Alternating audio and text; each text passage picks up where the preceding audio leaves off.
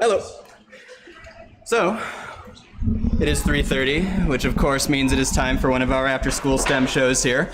And so today what we are going to be talking about is this tank that I've got behind me. We're in kind of tight quarters right now, so we have kind of a weird camera angle for our intro here, but so eventually this is going to turn into mostly just mine and a couple of my volunteers' hands on screen for the most part, probably. And before we get started, just like, you know, kind of general announcements. We are open right now, so the exit floor is open, so you'll probably hear some folks chattering. You'll probably hear some noise in the background as I'm talking here, and that's because, like I said, we are open right now, and so you could be coming in here and you could be seeing me shoot this live. There's a whole crowd of people behind me just on the back of this tank here that are all visiting with the animals here right now. We are currently open Monday through Saturday from 9:30 to 5, and we're also open on Sundays from 1 to 5, so swing by after lunch on Sundays. And we are doing some stuff with our critters here. It's been kind of a week of doing a lot of stuff with our critters, and so once again I want to give a shout out to Harmony Co-op in downtown Bemidji. They give us a lot of help as far as our animal care, particularly they provide us with a lot of the food that our animals eat. And you'll probably be seeing the remnants of some of that food in this tank, because what we're actually going to be doing today is changing the bedding and doing just like a cleaning of our big legless lizard tank. And so I think what I'll do now is we'll do a little bit of a change, another camera angle here. And I'm just going to do it. I've got a couple volunteers to help me out here with it, just so it doesn't take quite as long. But basically what we're going to be doing is changing the bedding and kind of talking our way through it as we go. And so step one, of course, is we got to get the legless lizard out of there. And normally we have 2 legless lizards that live in this tank. One of them is out of the Science Center today. She's in Grand Rapids doing an outreach. That is something that a lot of our animals do is outreach content. They go and visit off-site places and interact with people in those areas. And so taking the opportunity while one of them is away to do a little bit of a cleaning here so you don't have to disrupt the both of them. And so step one is we got to grab this guy. And he, for the next, 20 minutes or so, is just going to be hanging out in a plastic tub here. We'll put the lid on him. We'll just have him sitting off to the side here. And then, of course, we also got to get all the other stuff out of there. So things like food dishes we're going to take out, things like the water dish and all this other tank accoutrement we're going to pull out of there, because this is all going to be stuff that goes back into the tank once we're done cleaning. And then once we actually get all this stuff out, next is going to be the thing that's probably going to take the longest, and the thing I need my help here for is getting all of these wood chips out of there. So I think I'm going to call in Emily and Gracie here. And so we use these wood chips as our bedding because, there's Emily.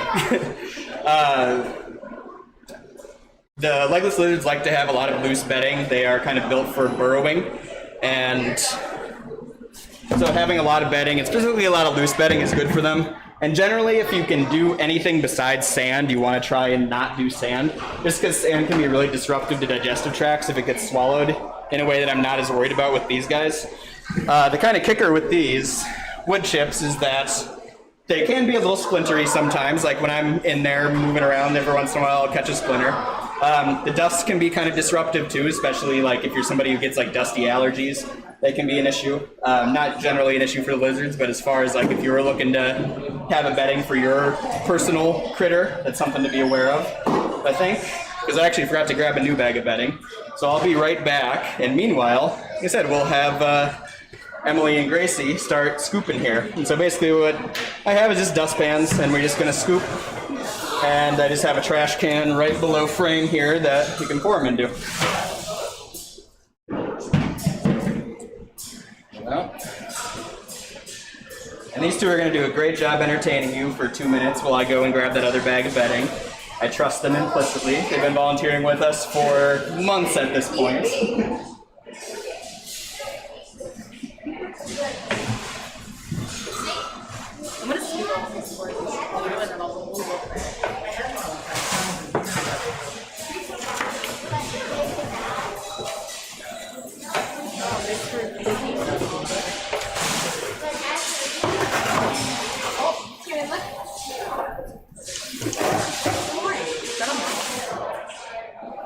I like this guy.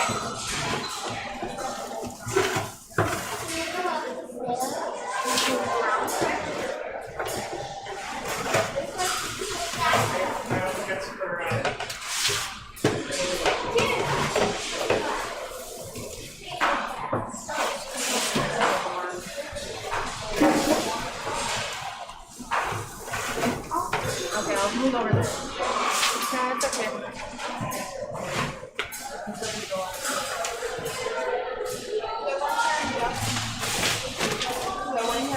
And so, a question you might be having is like, why would we need to change the bedding? And the easy answer is that it gets dirty over time.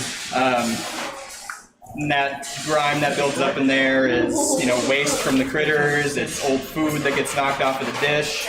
With this one in particular, one of the things that is kind of an issue is we feed these guys mealworms, and it's not uncommon for those mealworms to escape from the food dish and start living in the bedding. So we get insect colonies basically that start living in here every once in a while.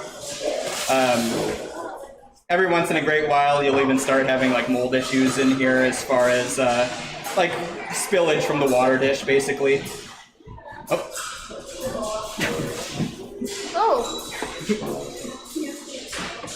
Our resident legless lizard was squeezing his way out of his tub that we put him in.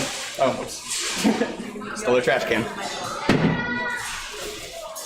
And then once they're done getting all the big chunks out, we're going to go through with a vacuum and get kind of just the smaller kind of dusties out of there. We're also going to give it a wipe down with alcohol, just as a quick disinfectant. We're going to give it a wipe down with some vinegar, and that's mostly a deodorizer, but it's also good for just like cheap budget glass cleaner as well. And then we'll rinse it down with just reverse osmosis RODI water. Here, I see one of them. That's a smaller one. That's fine. Don't need a big one. Last little bit here. And so, big thanks to Emily and Gracie for their help there. Can we go now? Yeah. If you would like to go, you can go. They are good kids, not always the most willing to be on camera for me, though. So, big shout outs to them. And if you're interested in volunteering, you can come to the Headwaters Science Center anytime it's open and ask at the front desk for one of our volunteer forms, and we'll be happy to provide you with one. I said we have some volunteers that have been with us for years and years and years. But we have some that, are starting all the time. I actually just had 2 new volunteers that started today. So we're always getting new folks in. I'm always happy to see new people in. Adults, kids. As long as you're willing to help out, I'm pretty much willing to take you. All right. So we'll call that good as far as getting kind of the big pieces out. Next up, I have my vacuum here. Scooch this back just a smidge. I'm sorry if this is going to be a little bit loud. I'm sure listening to a vacuum over stream is probably not going to be the most pleasant thing, but hey, we got to do what we got to do. Also, it's not completely impossible that plugging in and turning on this vacuum is going to trip a breaker over here. So, if that does happen and we get a breaker that gets tripped and the stream gets cut off, I just want to say thank you for watching. And we do these streams every single day. So it's every day at 3:30.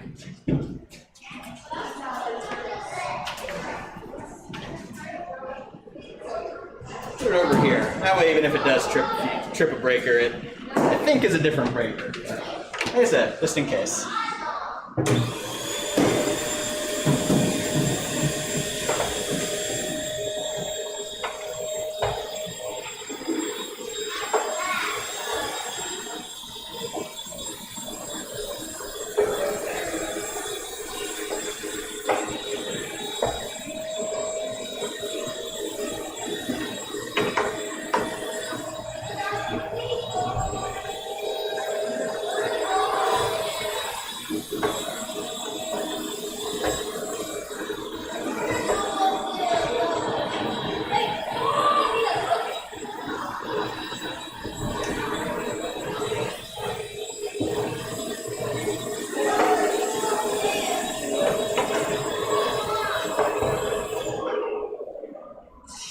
most of the big stuff. And generally, I like to use a vacuum with a hose on it, but our vacuum that actually has like a hose recently broke down on us, so I'm kind of improvising here with the dustbuster. And you might be able to see there's a couple spots there that still are have some brown to them. Some parts that didn't get completely clean, so those are basically areas where it's wet. That's basically the area of the tank that their water dish was. And we're hopefully going to get that when we do our alcohol spray. And so what we have here is just a bottle of 70% alcohol. This isopropyl alcohol you could buy in the store. And like I said, it's very handy as a disinfectant. Cheap, relatively harmless, evaporates very quickly. Not something we really got to worry too much about as far as like having be in a tank with a lizard. We're not going to leave it in there just raw. We're going to wipe it out, and then, like I said, we're going to go through a cycle of a couple different cleaners here. So by the time we're done with this, the alcohol's not going to be there anymore.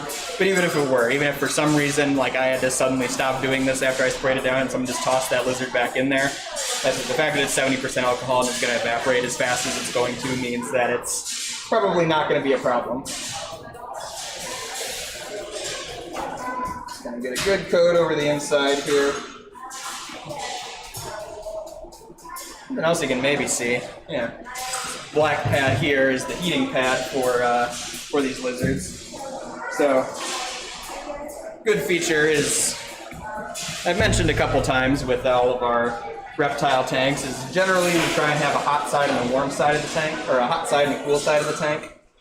And so the warm side is the one that has the heating pad on it, and oftentimes we'll have a lamp, or sometimes even both will do. And the reason for that is because reptiles are, of course, cold-blooded. And so they can't regulate their own body temperature. Their body temperature is just kind of whatever the temperature around them is. And so when they want to warm up, they got to go find a place that's warm and go sit there and get warmer from it. And if they want to cool down, they got to do the same thing. So you need to provide them areas within their tank where they can do both. And so when our lizards want to warm up, they come over to this side of the tank. When they want to cool down, they go over to that side of the tank.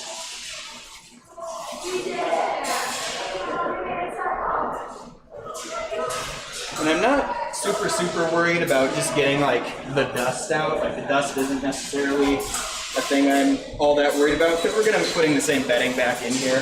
The dust itself isn't like harmful. It's more,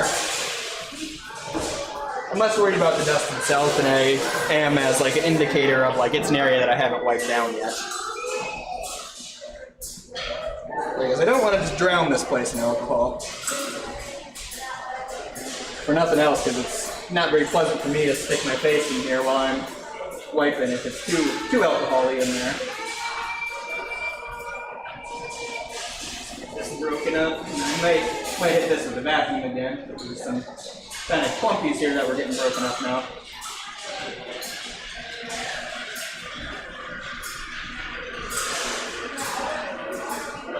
You can see all that stuff on the rag there.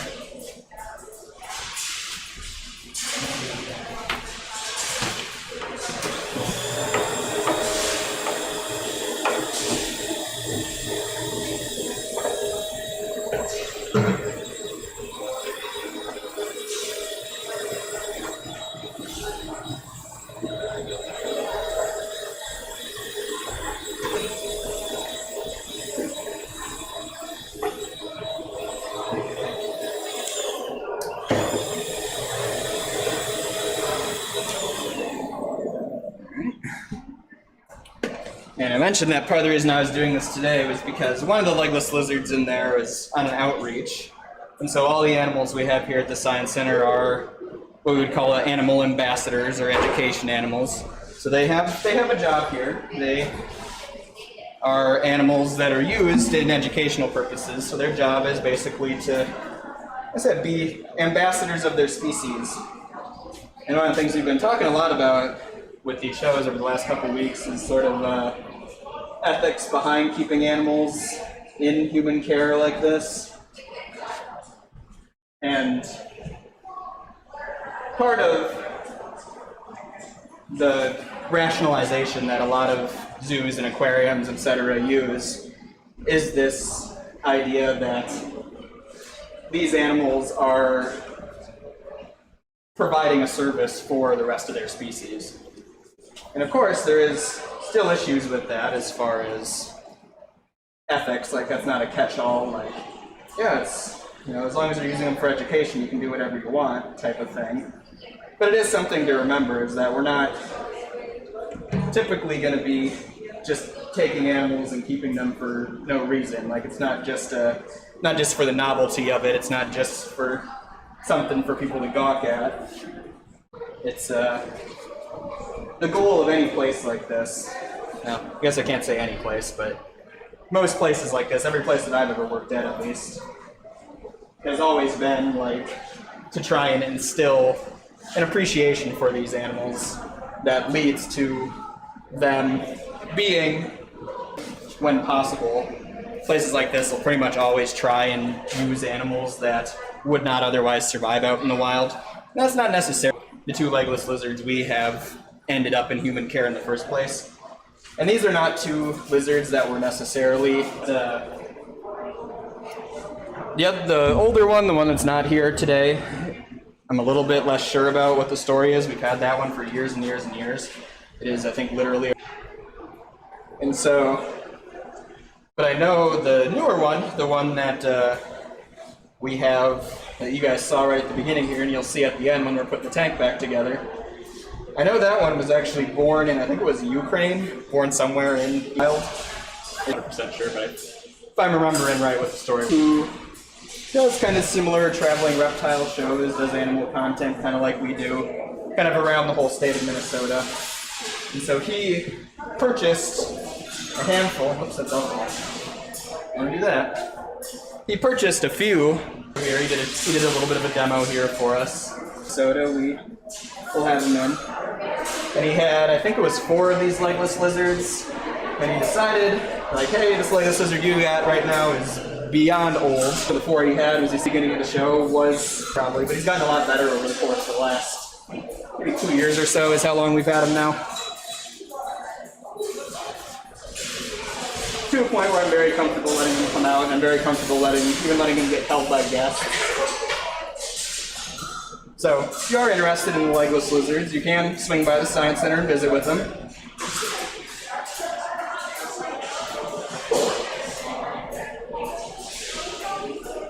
But one of the things we like to talk about with the legless lizards is this idea of how do you decide what's a lizard versus what's a snake? Because people look at it and say, oh, a legless lizard, why isn't that just a snake? And the legless lizards are cool because they kind of shine a spotlight on how physical features aren't necessarily a great way to sort animals. They do have some physical features that kind of give it away as being a lizard, but, you know, first glances can sometimes be deceiving. I had to grab one thing here, guys. Be right back.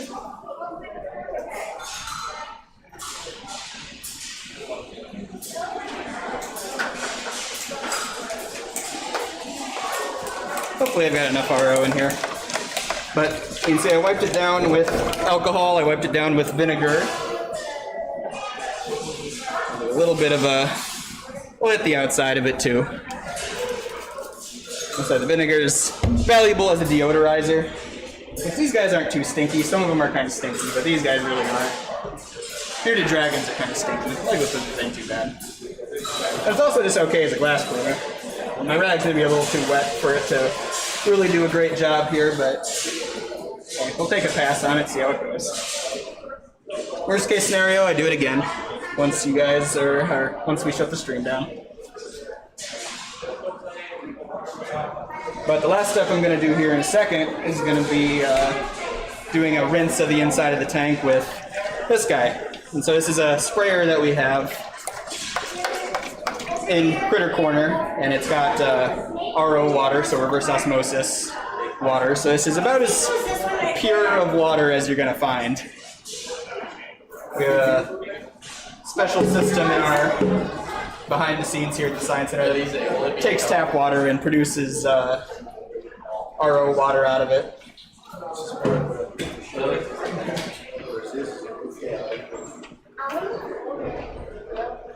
So I'm just going to do a quick rinse of the inside of this with the RO water. just for the sake of making sure we're getting all of our alcohol and our vinegar nice and diluted on there. She really is a sweetie. Even if she goes towards your gender, that's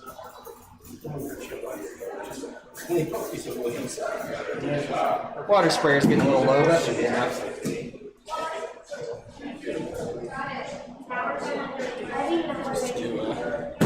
One more quick wiping out there. Yeah, and then my ex-girlfriend took a rat and eat it. And she left it in there. See, I don't want it to be too sopping wet in here because if we put our and that's when I get. bedding back in there, it's liable to get moldy underneath there. It's not going to dry fast enough. So I want to. You look like you're about to shed. I gave it to Desiree. Make sure that so we're not dripping wet in there. I'm just squeezing water out. I just got my trash can just out of frame here that I'm squeezing my rag out into.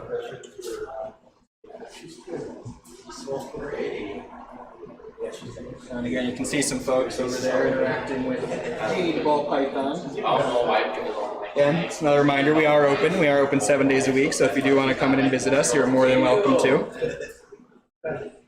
I make the case for size too.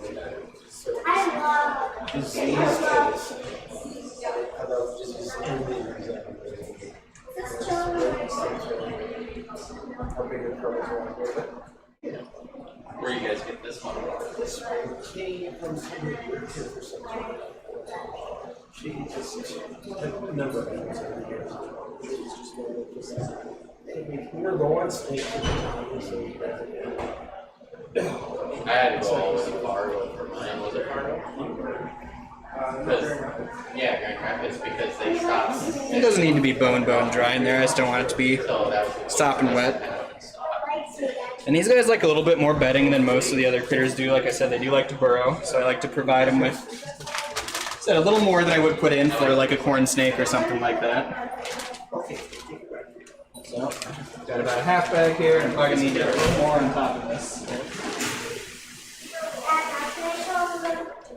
Yeah, see, that lady had a boa that she was going to sell me for like $200. Now you can see this is the stuff we use. We have a couple different beddings that we use for different critters here. So the snakes mostly get this rusty bark stuff, and the legless lizards as well.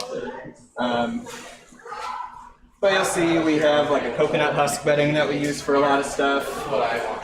We also, sometimes we'll just use tile on the bottom of some of our tanks, especially for the stuff that likes a really warm tank. The tile is really nice for retaining heat. I'm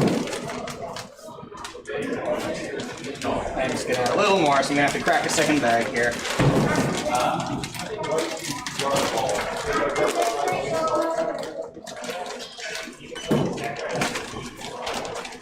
High quality plastic these bags are made out of. Stretches rather than tears. There we go. A little more. I love that.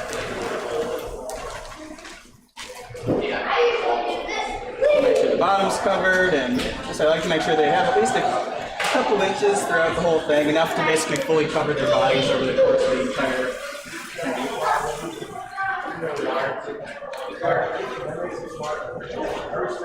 And like I said, this is more than what I would put in for like the corn snake, because the corn snake doesn't like to burrow. You know, it's a very similarly sized animal.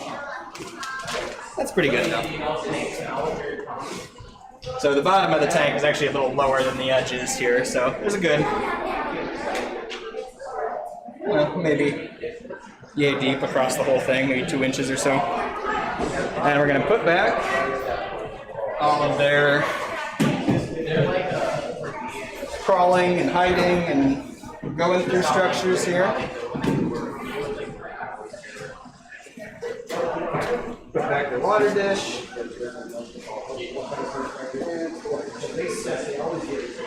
I like to keep the water dish on the opposite side. I like to keep it on the cool side of the tank. Leave the food dishes. I'll take those back and clean them afterwards. We're done here. And of course, our resident. And so, why don't we take a minute and take a little look at this guy. So I talked about how one of the things we talk about a lot with the legless lizards is the features they have that sort of give it away that they're lizards rather than snakes. And while we got a nice close look here, we can look at a couple of those. And so you can see it's still a little squirmy, but one of the things you can probably see that is kind of a giveaway for him is this dot. Whoops. That's kind of behind his eye. There's a dark dot right at the tip of my finger there. And that is actually his ear. And so lizards have external ears, snakes don't. So that's one of the things that is a really easy thing to spot that kind of gives it away. But one of the bigger, more relevant things that's a little bit tougher to see, especially if you're just looking at them in the tank, is this thing right here. And so this is the cloaca on this animal. And so it's kind of an all-purpose exit. It's, they go to the bathroom with it, they mate with it, they you know, do all the exiting stuff with it. And it also is a signifier for where the end of their body is. And so with this animal, the cloaca is right here. And so everything beyond where my fingers are is the tail on this animal. And so the tail on this animal ends up making up about 60% of the body length. Whereas you could compare this to a snake of similar length, and the tail is maybe, you know, yay long, just a couple inches at the end of the tail there. As the long part of the snake is the torso. It's all ribs from pretty much head all the way down to almost the tip of the tail is all ribs, just a couple inches at the end that aren't. But snakes have a very similar exit. They have a cloaca as well. A lot of people have questions about that actually. It's like, where do snakes poop from? And they have a very similar kind of little trap door on the bottom of them. It's just a lot further down than it is with lizards. But you might be able to see him sticking his tongue out every once in a while. And when you do, one of the things you might notice, if you can catch it on the camera, is that his tongue is a lot wider than a snake's tongue is. It is still forked. It does still have the two prongs on the end of it, but it is still forked. But he's not nearly as good at the what we call the chemoreception as the snakes are, because he's better at seeing, he's better at hearing. He doesn't rely as much on that one sense as the snakes do. These guys chew their food, and they're omnivores, so one of the things that you might have noticed as we were pulling stuff out and looking at their food dishes, so this dish is kind of old right now, but you might see there's some seeds on there. So these guys are omnivores, whereas snakes are what we call obligate carnivores. They only eat meat, whereas these guys eat some meat. They also eat some fruits and veggies as well, and some insects. But yeah, a couple neat things to kind of point out that, you know, I don't like to say that's the reason that they're lizards, but it's symptomatic of their being lizards. And so, yeah, kind of an interesting critter that a lot of people don't know about. A lot of people come in there and say, "Oh, a legless lizard, I've never heard of that, never seen that." So I like to highlight those types of things. And so we'll let him go back in his house. We'll put his lids back on.